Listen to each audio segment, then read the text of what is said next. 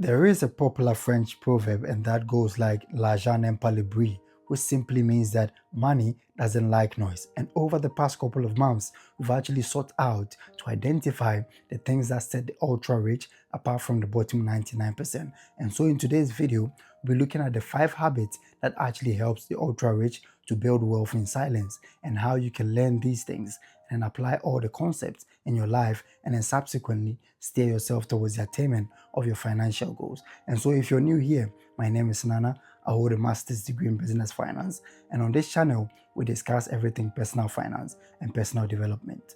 And so without further ado, we just come to the first point, and that is to never give up. So one of the key things that actually set the ultra rich apart from the bottom 99% is that the ultra rich know that if they are to stay consistent and stay loyal and true to their goals, and then eventually when they do not give up on their goals, they are likely going to reap the benefits of whatever sacrifices or whatever inputs that they've made over the years. And so one thing that you need to know is that consistency, or staying consistent and loyal to your goals, is not something that is easy. There are days where I don't really want to film my videos and all that, but still I find a reason to actually sit down and then film. Most people out there that are successful, there are days that they don't feel like doing the very things that you see them do, or the very things that they've actually become so great. And that is simply because we are human. At some point, you might not find the motivation and even the self-discipline to carry on with the execution in accordance with the goals that you've set for yourself. And so these are the 3 main ways that you can actually ensure consistency and self-discipline. The first thing that you need to know is that you have to identify a definite chief aim. And a definite chief aim is that goal that you're going to prioritize and then subordinate any other interest for. Secondly, what you can do is to pick accountability partners. So try and then find friends, or probably even family, or people or partners that are close to you, and then share your goal with them, because that would also help them to hold you accountable. Trust me when I tell you that if you're to set goals and then you hold yourself accountable, there are days where you're likely going to give in, and simply because you know that you're the only person that you're going to respond to, there wouldn't be the need or the urge for you to actually carry on.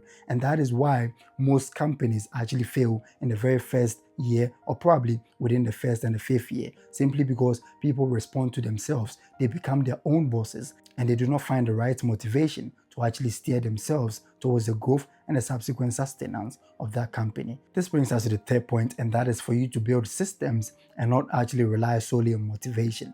If you're to set goals, try as much as possible and then break those goals into tiny actionable steps that can subsequently make the goal much more easier for you to actually attain. In that, if you're to break that goal, that big goal, into tiny actionable steps, it becomes very, very easy, because every single steps actually motivates you and then subsequently draws you a step closer towards the attainment of your goals. This brings us to the second habit that you need to master in order to build wealth silently, and that is to never seek approval, or don't wait for approval before undertaking several things that you decide for yourself to do in life. And that is one of the key things that you need to know, because the longer you wait for validation, the longer you're likely going to take in order for you to see the results. And so the best way that you can go about things is to try and then tune down the noise coming from the outside. Try as much as possible and then listen to yourself. Exercise the power of auto-suggestion, in that you have to talk to yourself and then convince yourself.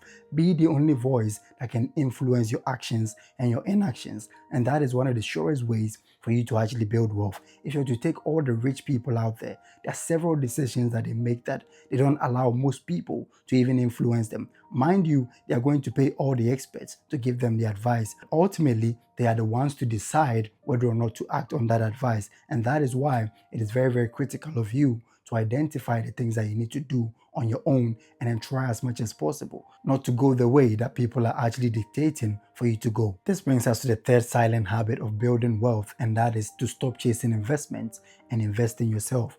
And so according to Warren Buffett, the best investment that you can ever make in life is in yourself, and that is the best compounding that you can ever realize throughout life. And so in order for you to actually realize this, you need to subject yourself to some form of education. Financial education is one of the key things that you need to go through in life in order to see some success in your life. all the people that were interviewed in the book The Millionaire Next Door had some form of exposure, or they knew people that advised them on how to manage their money, and then more importantly, how to cut down on the expenses and then invest or save what is left at the end of the month.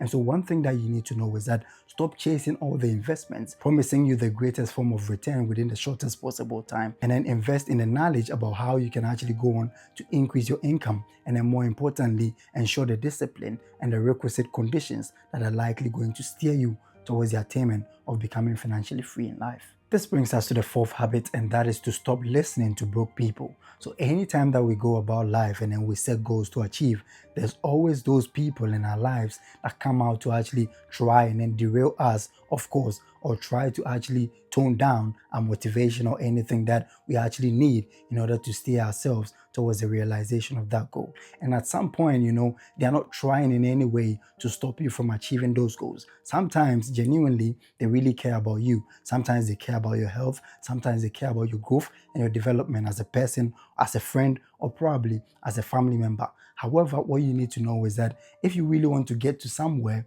and the people around you that are advising you in that particular moment are not where, or they've not been to the place that you want to go to, then you might as well reconsider your decision and stop taking advice from them. So for instance, someone like me, I have Warren Buffett as a role model, simply because Warren Buffett is living the exact life that I want to live, and that he is one of the greatest philanthropists that the world has ever seen. He's gone on to donate over 62 billion US dollars to philanthropy, and that is the life that I really want to live. So anything that Warren Buffett says, anything that Warren Buffett directs me insofar as making money and then ensuring that my wealth is protected is concerned, I go on to do it without any cause for further delay. And that is one thing that you need to know. Try as much as possible to stop listening to people that are not where you really want to reach. And that is one of the key reasons why most people do not see the realization of their goals. And so if you want to build wealth and to sustain wealth quietly and to become like the ultra rich, then this is something that you really have to adopt and then work with it in life. This brings us to the fifth and the last habit, and that is to stop choosing unsupportive partners. So according to Warren Buffett, the best decision that you can ever make in life is choosing your partner. And he goes on to establish that if you're to choose the right business partners, but more importantly, your spouse, and that spouse is actually supportive, then you go through life without actually having to go through the hustle and the bustle of having to solve other issues aside your ultimate or your definite chief aim. And so one thing that you need to consider is that you need to try as much as possible and then surround yourself with people that can support you to attain your goals. As it stands now, if I'll be completely honest with you, this video that I shot, I didn't really feel like shooting today because I went out with my wife. We went into the park, for a little bit of a picnic. I came back. I was so tired. I wouldn't have shot this video, but she actually kept me on my toes, trying so hard to press me to sit down and to shoot this video. And as I'm talking to you now, she's right behind the camera. Babes, can you say hi? Hi guys.